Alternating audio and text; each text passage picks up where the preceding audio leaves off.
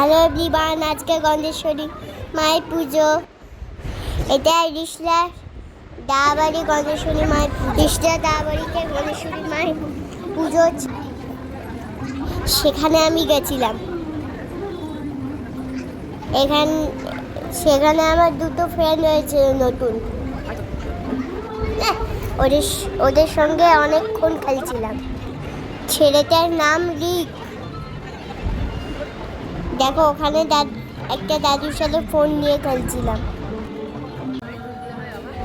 তারপর ওদিকে করে এলো, ওর সাথে খেললাম, ফটো তুলছিলাম, কিছুতেই দেখাচ্ছিল। দেখো কি দুষ্টু করছে। তারপরে ওখানেই ডিনার করলাম। প্রসাদ দিল, লুচি, ছোলার ডাল, আলুর দম, চাটনি, পাঁপড় আর লাড্ডু খেয়ে বাড়ি চলে এলাম। Tata, bye bye, good night.